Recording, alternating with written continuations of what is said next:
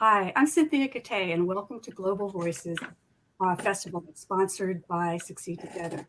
Succeed Together is a nonprofit based in Montclair, New Jersey, and we offer free workshops and tutoring and educational and enrichment programs to low-income children in Essex County. And today's books that we're going to talk about are available from our partner, Watch on Booksellers. And that little green box under me says buy the author's books here. You can just click on that and you can buy the books. And I hope you remember that these people that you're talking to today are appearing here free. So please show them your appreciation by buying their book. And if you have any questions for today's speakers, you can click on the Ask a Question button. It's in the bottom right where it's right next to where it says say something nice. I want to introduce the people that are going to be here today. We're thrilled to welcome moderator Tiphanie Yanique and author Cherie Jones and Maisy.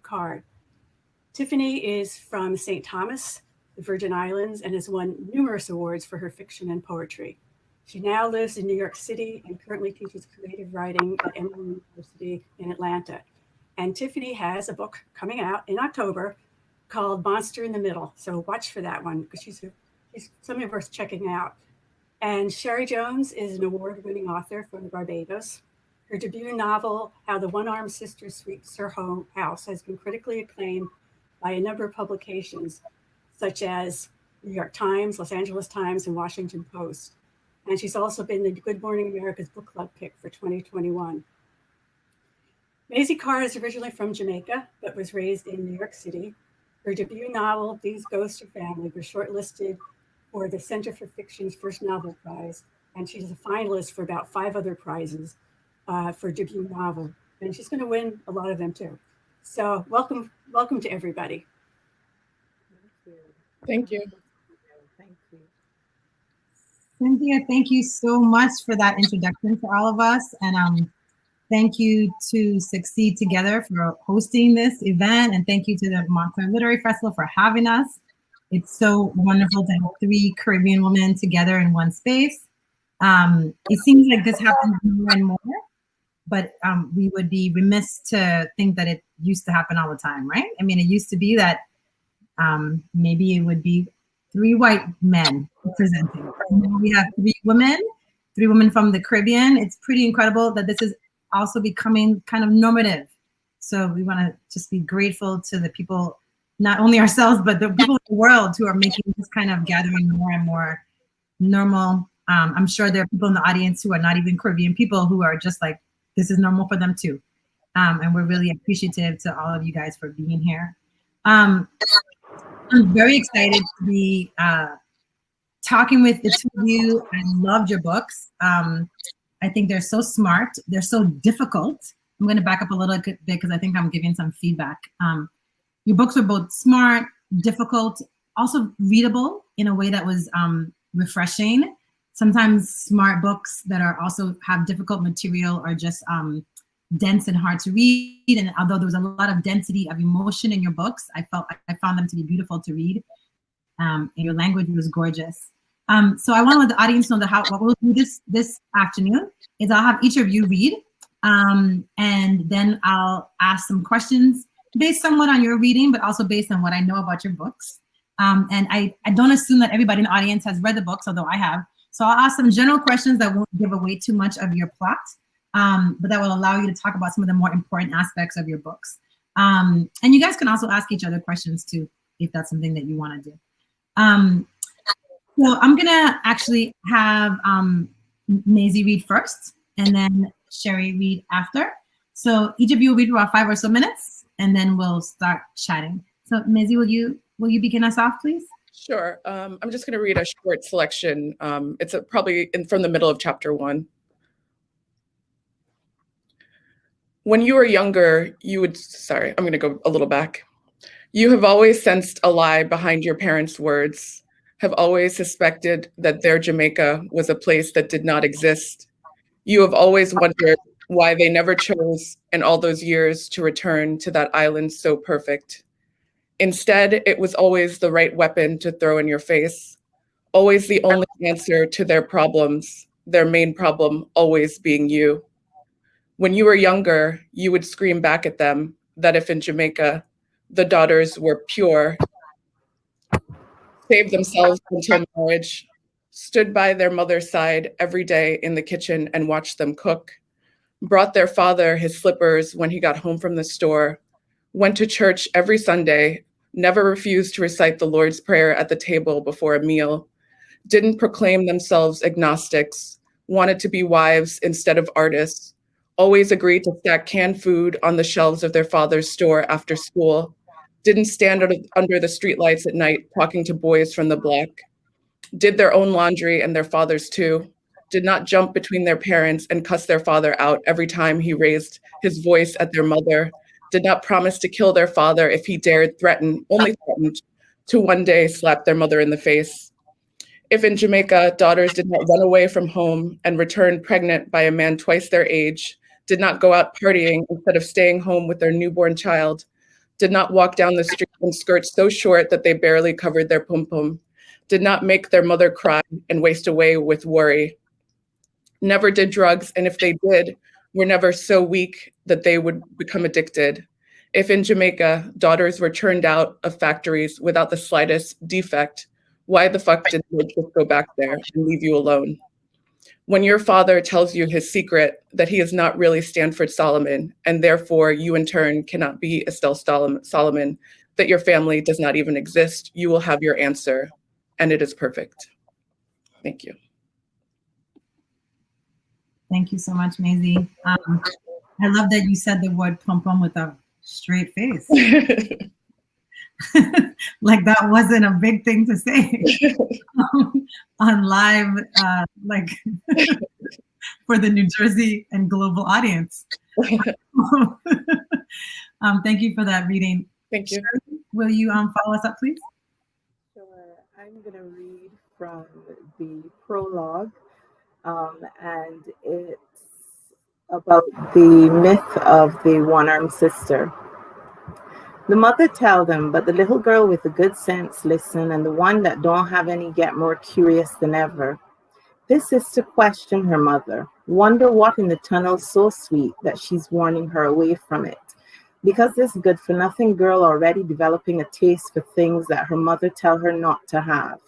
This slap from she born forthright sister already thinking that some bad thing's real sweet. And if something's so sweet, it can't be evil. This sister thinking to herself, it not that dark, it not that spooky. What is the use of a tunnel if you don't get to see where it lead? It's just this kind of tunnel that this sister decides she must explore, says Wilma. So she ups herself one evening when her mother was taking tea with the doctor's wife. It was important matters they was talking, says Wilma, because the vicar's wife was a good mother, not one to leave her children alone, even for a few seconds. But a few seconds is all the devil need. Pretty soon, the vicar's wife hears screaming so sharp and piteous it shaked the teapot on the table with the tea. The vicar's wife and the doctor's wife run out and see the good sister holding on to the other for dear life, and something they can't quite see pulling the stupid one by her other arm back into that tunnel. Well, the two wives and the yard boy all grab onto the good sister, and they're pulling her and she pulling the bad sister away from the thing in the tunnel. And, says Wilma, maybe it is only because her husband is a priest and a man of prayer that they get that stupid sister out. But that monster in the tunnel take her arm from her. Sure as day, when they rescue that sister, there's a bleeding stump where her arm used to be. That left arm end in a knot just above what used to be her elbow. She survive, of course, says Wilma. The wicked often do, but she have a stump to remind her what stupid get her. Sure enough, the mother get the yard boy to seal up that tunnel quick after that, but the arm already in there. Curiosity killed the cat, says Wilma. Don't make yourself stupid like the one-armed sister. There's something about this story that angers Lala. Perhaps the fact that Wilma expects her, at 13 years old, to believe it. And none of them went back to find the arm, she wonders, not even the yard boy. Yard boy know his limitations, says Wilma. She has mistaken Lala's silence as the proof of a scaring. just the kind to keep her out of the type of trouble that long walks at night can bring. So she's picking up her hat and her bag and her belt and getting ready to go to her sewing room, where more work is waiting. I bet if it was the other way around, if the good sister was the one in the tunnel, the other one would have gone after that arm and found it for her, says Lala. I bet she would have. The good sister not so stupid to go in there in the first place, says Wilma, and her eyes are flashing, and she's thinking that maybe she should just have mustered the energy and given Lala a warm dose of licks instead. Well, I bet it not so bad having one arm, says Lala. She can still do things like everybody else. She can still get a husband and some children and a house. Stupid girl, says Wilma. How she can sweep it?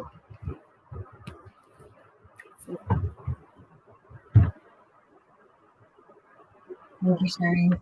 You read so well. Thank you so much. Just a reminder to everybody in our audience that towards the bottom of your screen, on what is my right, so I suppose is y'all's right as well, there's a block that says ask a question. Please go ahead and ask the question there, and towards the end of our hour together, I will open up the questions to the audience, and I will be looking through the question to see which question to prioritize. So please put them in there as they come to you. I know it says in there, say something nice, and that's because we're all afraid of internet trolls and so. But I want to say, if you have a difficult question to ask, if you have a challenging question to ask, please don't be afraid to ask those questions. I'm gonna start off by asking a somewhat challenging question, which is that it seems like our novels for today, for this session, are saying something about the importance of what we might call lies. What lies do in a culture and what they do in a family. And we can call this mythology, we can call it family myth, or we can just call it lying. And I wonder if both of you could talk a little bit about how lies work in families. When are they beneficial, as in maybe family mythologies, and when are they destructive? Are they ever beneficial? Are they always destructive? Could you just speak a little bit about how that stuff is working in your books, and how you see it working within the culture, but specifically in your books? Either one of you who would like to go first is fine. Sure, I'll go first. At the center of my novel, one of the main characters, Abel Paisley, basically he's a character who decides to fake his own death.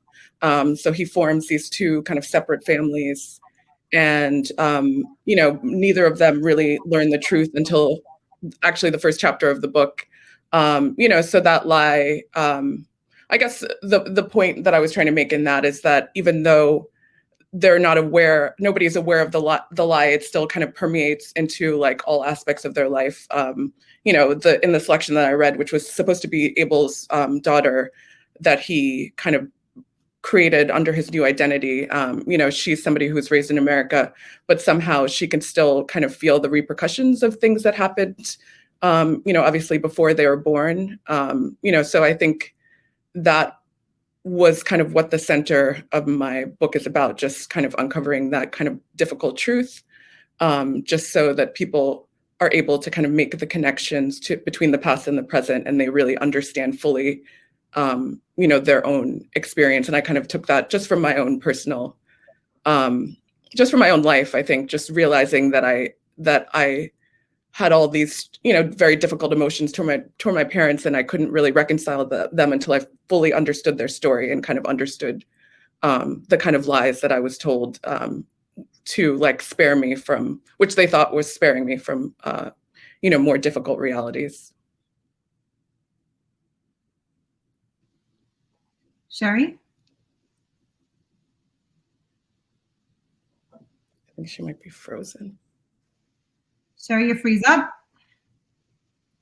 Listen. Oh, there we go. Mm-hmm. Can you hear me? Yeah, now we can. Go ahead. Okay. So for me, central to this story is the myth or the lie of the one-armed sister. And that's part of our tradition here in the Caribbean. We tend to tell, especially children, tell stories that are scary, to scare children into compliance and into doing what we believe is correct. And I think that's one of the ways that lies are dangerous, because in doing that, I think we also sort of dampen a natural curiosity, which, yes, can be dangerous, but for some people is just part of the process of self-realization and self-actualization. So for me, a lie is useful in terms of warning someone away, but I think certainly in the one-armed sister, it is not effective, and it actually leads to more damage in the long run.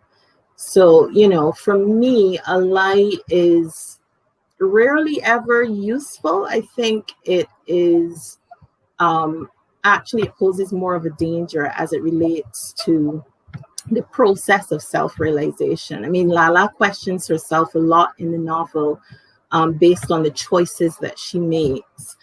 And there is this sense of guilt, or of, getting her just desserts, because she chose to just have a look, to examine that light, to see whether, exploring the tunnels, in a sense, not in reality, but perhaps figuratively, what that might lead to. So I think for the most part, for Lala, the lie does more harm than good.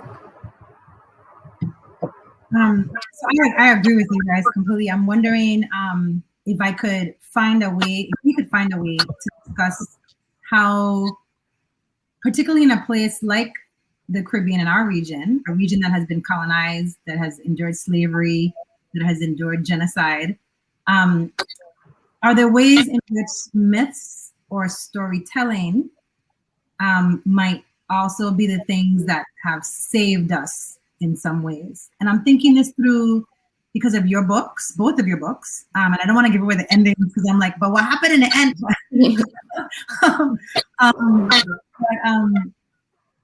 The ways in which imagination, or things that cannot be possible, that are just scientifically anyway cannot be possible, the ways in which these things maybe for colonized people are the things that can sometimes save us. I think about Haiti, and I think about how there's the belief that Haitians had that they could be a free country enabled them to be free. I just think about the hurricanes that hit my islands in 2017 and destroyed them, and our belief that we would overcome somehow. I mean, it's impossible, and yet. So I'm wondering about how myth might be useful for us, and if you guys could speak to that possibility. Sure, I think I can go first with that one. I think stories provide a space for growth and exploration when reality is very constraining. So if the reality of your circumstances, in any respect, is oppressive, if it's an oppressive situation, I think that a story provides, one, a safe space to examine that, and also a realm of possibility, in that you can imagine something different, something larger, something greater, something more true to self. And I think that that's a tradition that we are in. I can think, for example, there is this myth of slaves who could fly. And, there's this one particular story about slaves who go to this particular place and jump and just, ascend into the sky. Kai Miller deals with it in one of his novels, and other writers have dealt with it to a greater or lesser extent in their own work. And I think that for us, because of our history, in a lot of cases, we have to imagine the reality of who we are and who we can become. Because if we accept what is presented to us and what appears in the real, it can be a very, I think that in a lot of cases is suicidal for us. So I think myth is a way to get back to who we really are and what's really possible for us.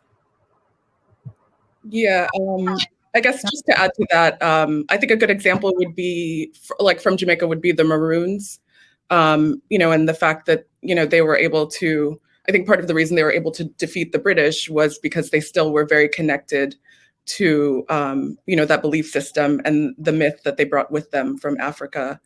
Yeah, and I think one of the things that I realized also was that when I was writing and when I was reading kind of folklore, Jamaican folklore, I realized that a lot of it seemed like a way for communities to kind of process trauma. You know, especially like there's the myth that's in my novel. One of the myths that's in my novel is kind of, and I never know if I'm pronouncing the name right, but the Ol Haig. And it's kind of like, you know, it's like a witch that I guess in some stories kind of literally sucks blood, or in some other stories can, you know, suck your kind of life force out. And it was traditionally kind of associated with babies who died, who were stillborn or died of lockjaw. And I think, you know, it's you know, when you're dealing with trauma, and I think there's a lot of trauma that has come through in Caribbean history, you need kind of these stories to kind of go on, I guess, you know, as Cherie was pointing out. Yeah, the term that you used was the idea that accepting the reality can be suicidal, and I think that that's a very I'm gonna steal that from you, and people are gonna be saying Tiphanie Yanique said. I'm gonna have to be no, Cherie said it. It's Cherie said it. I just want to repeat for everybody, the books that we're talking about today are How the One-Armed Sister Sweeps Her House by Cherie Jones, and These Ghosts Are Family by Maisy. I'm Tiphanie Yanique, and I'm talking with these two women. The other question I have for you guys is somewhat connected, but it's about the way that you structured your novels. I'm particularly interested in these questions about storytelling, mythology, but also novel structure, because of my novel that's coming up, Monster in the Middle, that is structured in a particular way, but is also making the argument that storytelling is maybe the way that we understand who we are. There is no selfhood, there's no self without story. And so I'm wondering if you guys could talk a little bit about how you structured your novels, what kind of tools you utilized. This is more like a craft question here. And you know, what that might tell you about storytelling's use for novelists in general. So just questions about your structure, how you told the story, what tools you used.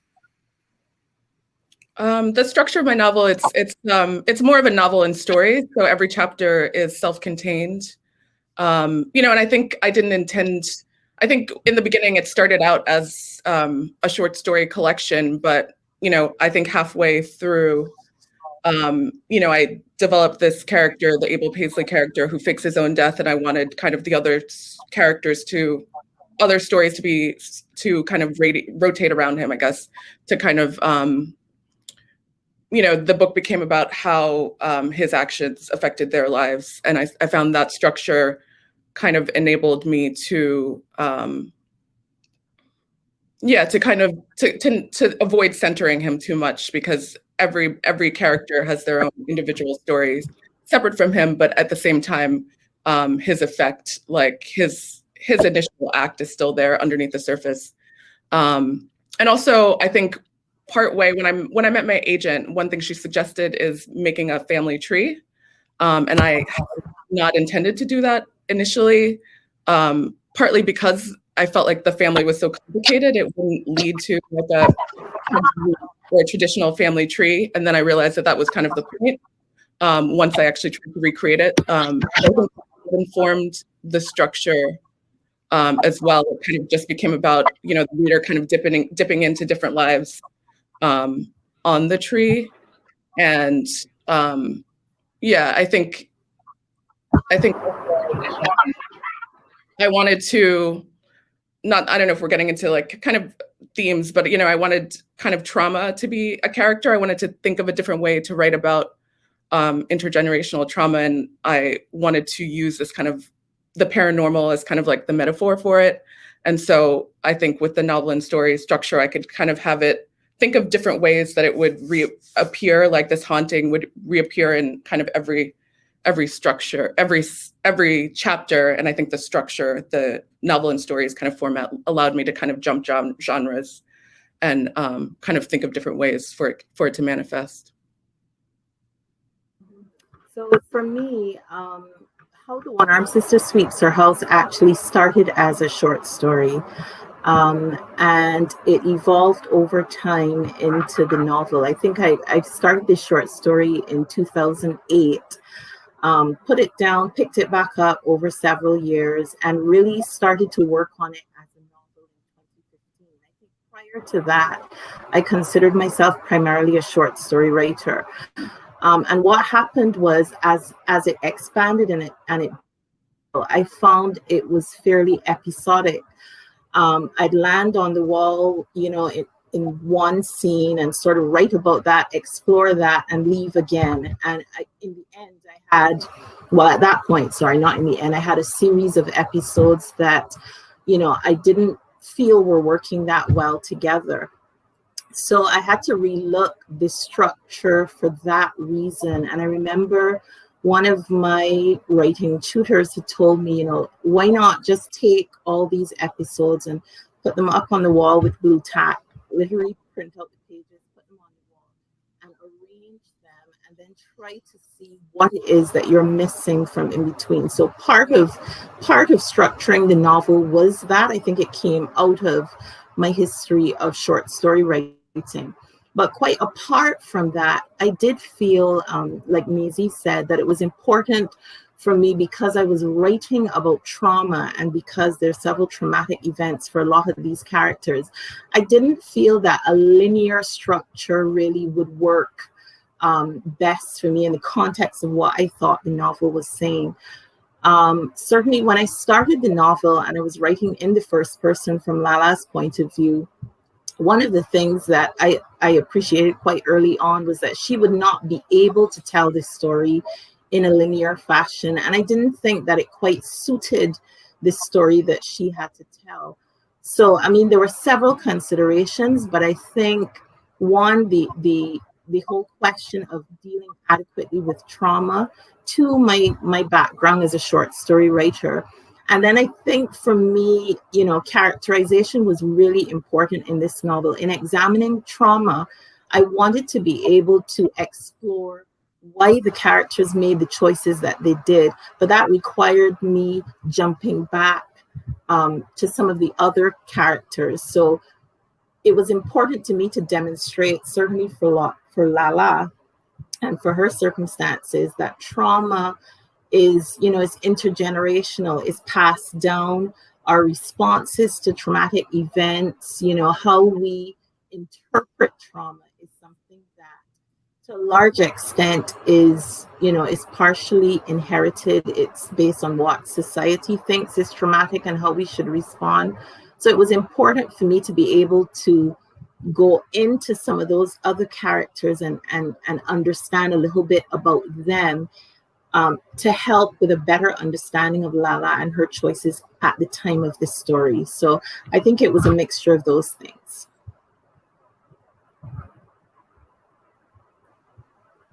Thank you, ladies. I'm going to switch up a little bit and ask you about writing. This is a question for readers. Readers are always curious about our lives and who we really are, but also for potential writers who maybe are not living in a literary necessarily world. I'm a professor at Emory University. I think the moderator said I live in New York. I actually live in Atlanta. I do these days. And I have 3 children.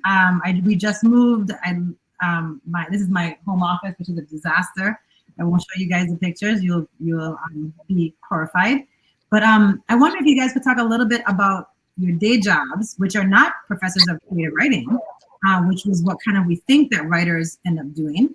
And could you talk about how those day jobs maybe serve your writing, or if you feel like they don't serve, how your writing maybe serves your day jobs in ways, or liberates you from your day job. Just discuss your relationship between your writing self and the thing that pays your bills.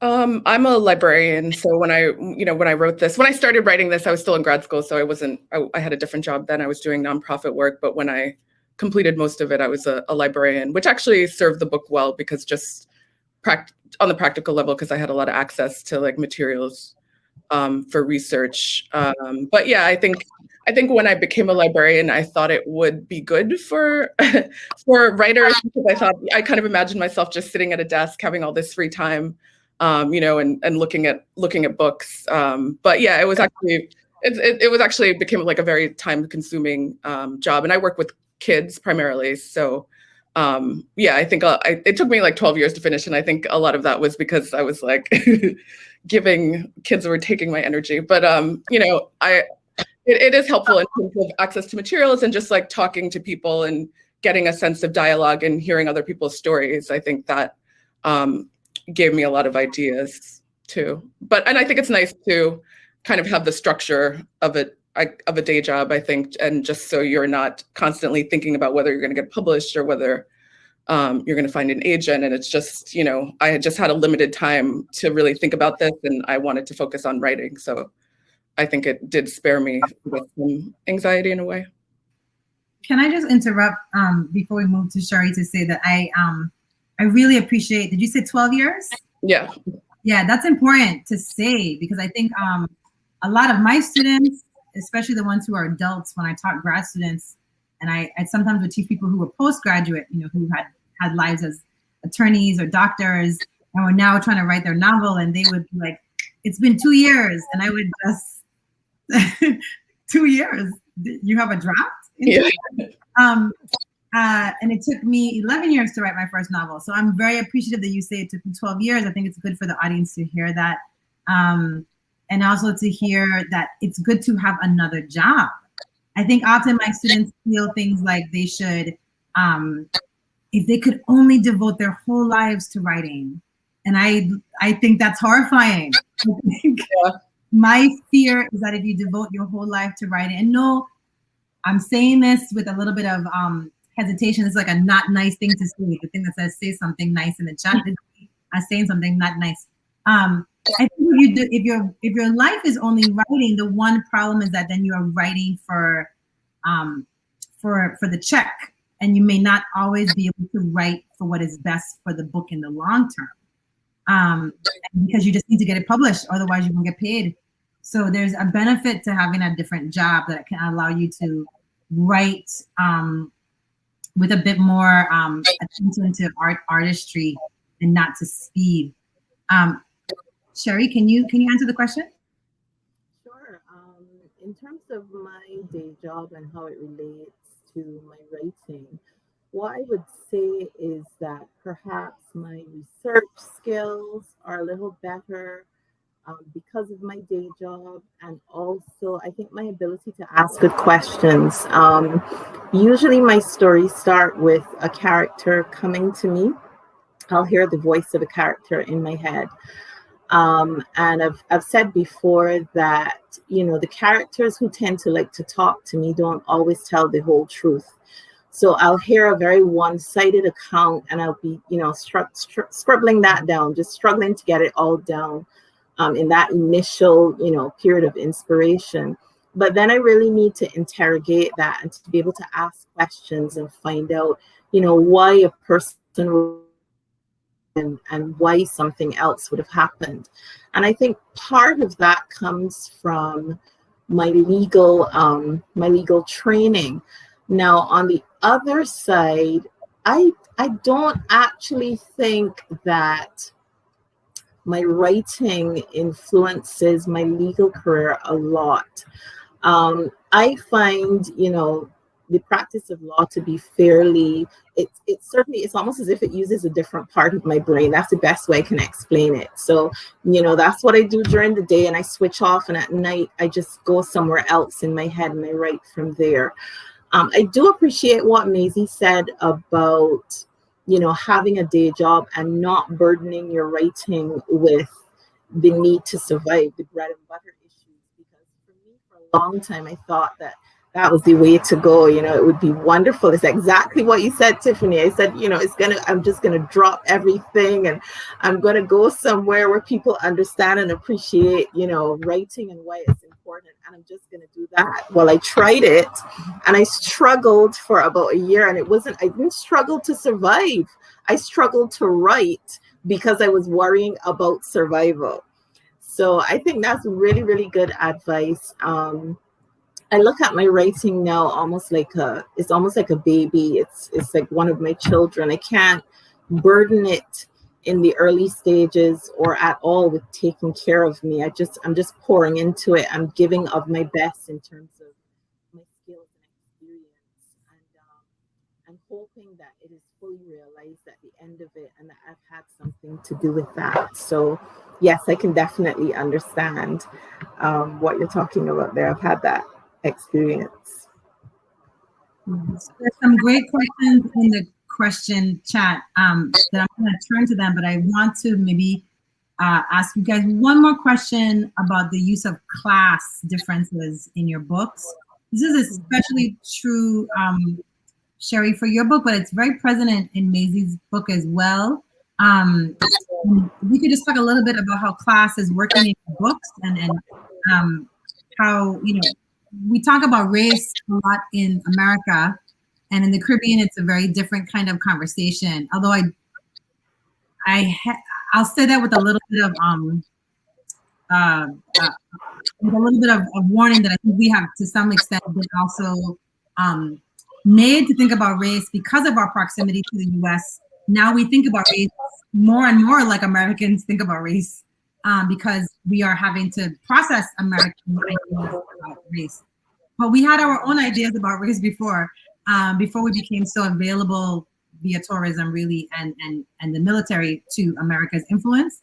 And I wonder, to me, it always seems like class was the thing that we were most struggling with.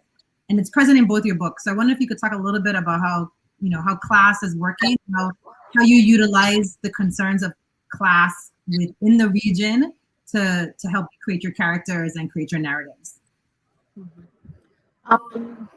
So for me, I use the setting of the beach because to me that's one of the places in Barbados that class differences really come to the fore. And we have the very wealthy, very Peter Whalen, who is not from Barbados, but would be regarded a certain way by Barbadians because of his wealth and his origin. And then we have Lala, Aiden, and Tone, who would represent, a certain, they're not even what we would call working class in Barbados. This is a very sort of disadvantaged experience that they have each day. And to me, the beach was a great setting to sort of bring those two things up under examination and to have that conflict and to see and to examine what are some of our attitudes towards class and certainly color in the Caribbean. Because I think for us in the Caribbean, there is colorism, and that is very much linked to class. So we do have a history of thinking the lighter you are, perhaps what we say higher, I hesitate even to use expression, but we think that you're from a higher class. And that isn't the case, for example, with Mira Whalen and her mother because of their community of origin. So there is an actual community in Barbados that we call the Redlegs. There are a number of names for that particular community, but they are descended from indentured labor from Scotland and Ireland that came here. And they've historically been regarded as very poor, very disadvantaged, but in appearance, very Caucasian. So there is this, and interestingly enough, for that community, they are neither, or historically, they were neither respected or accepted by the majority Afro-Bajan community or the Caucasian community in Barbados. So they inhabited a very unique place as it relates to considerations of class and color in Barbados. And I felt it was really important to examine some of those attitudes in the setting of the beach. The beach is supposed to be this paradise that, you know, is so beautiful and everybody enjoys it. But it's one thing for the tourists and for people like Peter and Mira Whalen, and it's quite another thing for Lala and Tone. And I wanted to be able to demonstrate that even in how they experience the particular setting and the atmosphere, and how they regard each other. You know, so at the beginning we have Aiden saying something like, you know, I should have asked them to show me where the safe was, and you know, the safe that all rich white people have, you know, because there's certain assumptions, there's certain stereotypes about race, about class, that are explored in the novel. So I thought that was really important, and it's really important for the particular story that's being told in How the One-Armed Sister Sweeps Her House. Cherie, what's the name of the group that you were talking about? The group of people who are, I guess, phenotypically white, but are not. So I refer to them as the Red Legs. That's one of the names by which that community is known. There's some others that I perhaps you know, wouldn't necessarily want to share, but if you look up the Red Legs of Barbados, you would get more information about that particular community. Mm-hmm. We have I feel like the Caribbean has communities like that on every island. So I just wanted to say that I wanted the audience to hear that term again. In Trinidad, we have communities like that. In Jamaica, there are communities like that.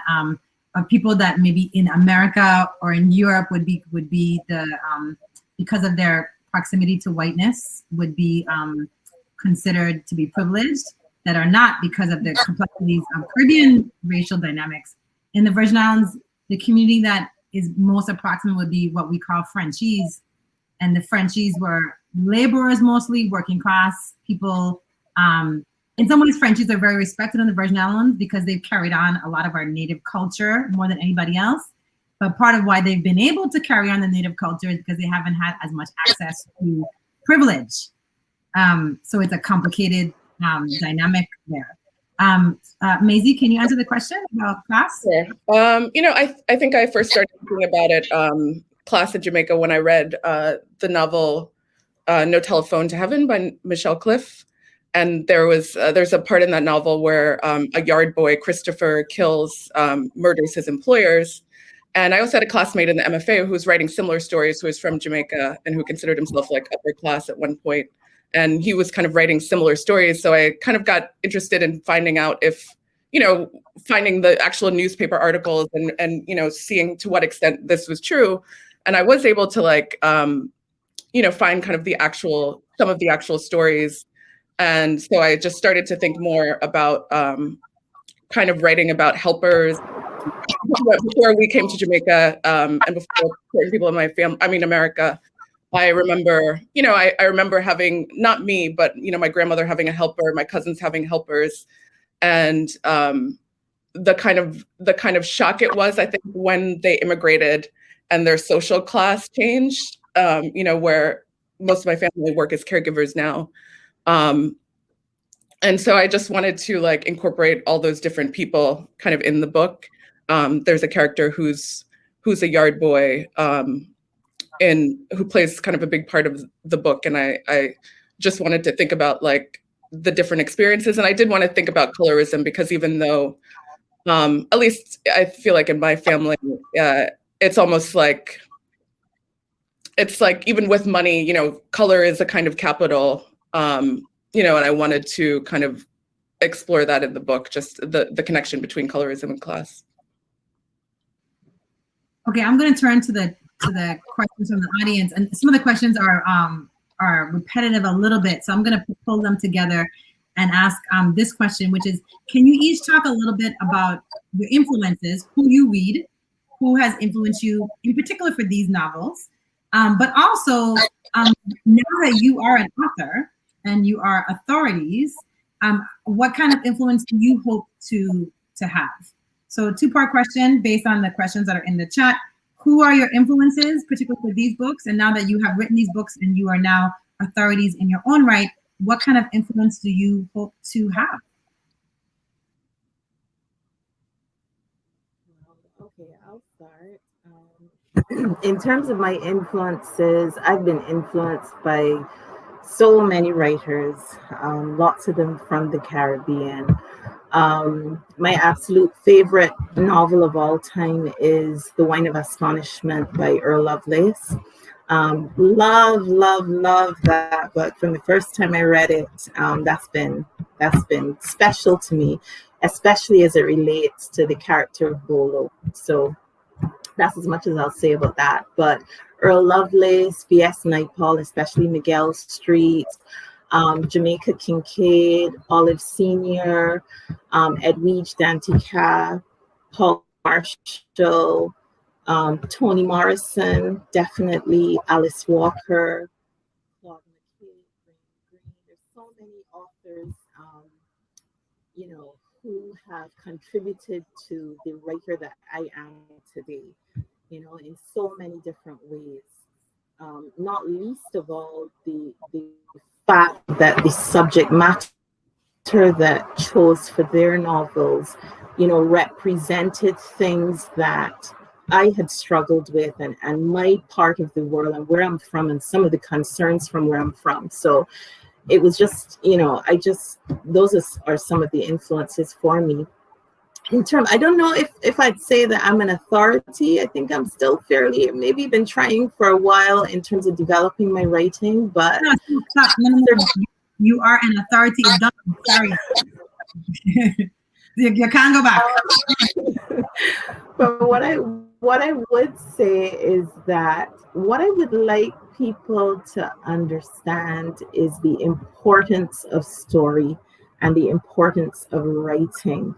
Not only, so for me, a story, like I think I said before, it represents a safe space. And I think we have so many issues and so many things about ourselves and our identity that we need to explore and we need to bring to the forefront.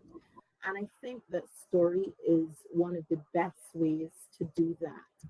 And I hope that from this book, what I would want other writers, especially female writers, to take away from it is that it's okay to be brave and to write about the things that are of concern and importance to you, whatever they may be and however they may present themselves. I think that is really, really important. That's what I would want another writer to take from my book.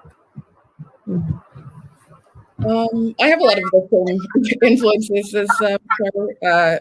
I would say one of the first books that maybe made me start thinking about this book, though, is White Teeth by Zadie Smith, just because I had not read at that point a novel, I guess, that was intergenerational saga that was kind of set in the diaspora, and there is a point in the book actually where she had like a family tree. The character is looking at a kind of white family who's kind of recounting their lineage, like going far back. And then the character makes like an imaginary tree and it's filled with like question marks. And I think that kind of gave me the idea for this book. But also Edwidge Danticat is a big influence, especially the novel The Dewbreaker, which, I've seen described as a novel and a short story collection kind of interchangeably. And I kind of wanted to mirror that structure a little bit with this book. And definitely Jamaica Kincaid, Toni Morrison, Michelle Cliff. A lot of similar. I was teaching African American history or literature when I was writing this too. So I think a lot of those books influenced me, like Incidents in the Life of a Slave Girl by Harriet Jacobs, autobiography Autobiography of an Ex-Colored Man by James Weldon Johnson were also kind of influences too. Yeah, I think what I want people to take away, I guess, is that, or writers, is that I think sometimes you get a little shamed for writing about certain subjects that people kind of deem to be cliched or try to say like they've been explored enough. And I think that that's, you know, that's dangerous and that's like a falsehood. So I feel like I'm, you know, I want to write about trauma. I might continue writing about it. And I think that, you know, there's many ways to approach it. There's like an infinite number of ways to write about it. And I think people, as Cherie said, should just, you know, write about what interests you.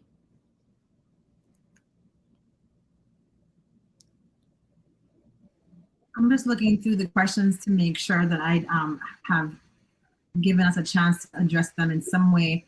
I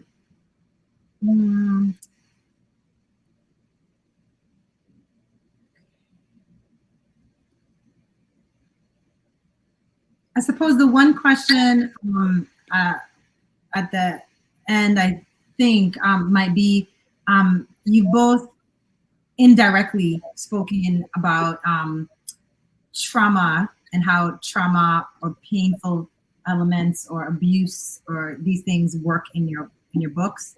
And one of the questions in the chat is also about wondering if you, one of the hopes you have is if your book will inspire other writers to be open and candid. I do think writers have been doing the work, and I put some names of writers in the chat who've done it.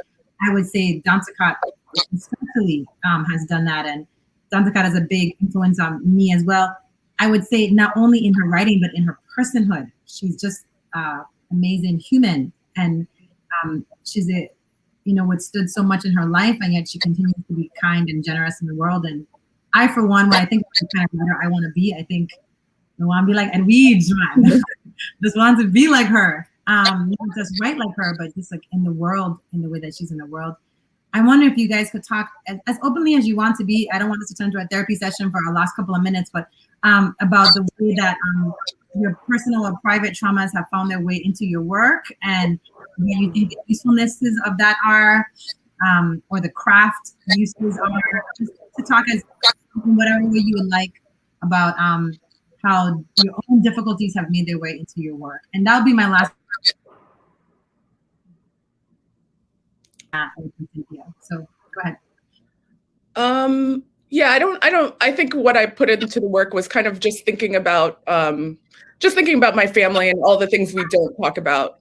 And so I kind of understood that we would never talk about these things. And I kind of decided to, I guess, create this family and kind of let the reader kind of peer into everybody's head, like hear the things that they don't say out loud to other people. I guess that's the way. And I was also kind of just thinking about how, because I don't think it's something that you don't necessarily realize when you're a child. You just think your parents are mean or whatever. But, when you grow up, you kind of realize kind of how they're acting out their own parents, and, like how, literally I could, now that I'm an adult, I could see like, oh, my mother was being her mother in this moment. And, you kind of understand like the imprint that the past kind of has on you. And I can see kind of my own behavior and how I kind of inherit those kind of traits or habits. And I wanted to kind of put that into the book. So, for me, I do share with Lala, I think I've said that before, experiences of domestic violence.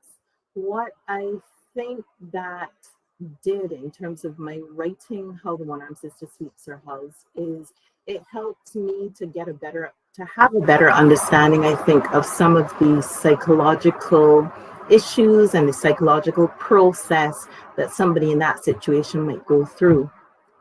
Having said that, it also made the book very wrenching to write in a lot of ways. So I did go through this process of, picking it up, working on it, putting it down, coming back to it months later.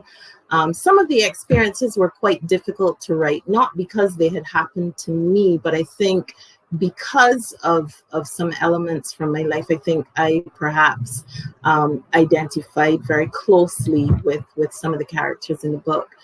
Now, having said that, I think that it was also a very healing experience to me. It was a very useful experience because I had the opportunity as a writer to make some conscious creative choices about how I wrote about these things. So for me, for example, it was important not to focus too much on the gore of the violent episodes. So I tended to stay away from too much detail, too much description of, the particular injury, the physical injury, and I focused a lot more on the psychological injury and the ripple effect into the community, into the household, and and in the wider community. And that was actually a very empowering experience. It was really empowering to be able to make that choice, so that even in writing about it, I was able to choose how I would put it across. And, that was a very conscious decision for me. So I found that was a really healing experience in that way. I don't think that I'm unique, neither is Lala. And I think a lot of readers have, resonated with the characters in one way or the other. And I think it's partially because of the fact that I was able to write authentically about certain things. Thank you both so much for this really great conversation. I'm Tiphanie Yanique. My forthcoming novel is Monster in the Middle. We have been talking with Cherie Jones, whose novel is How the One-Armed Sister Sweeps Her House.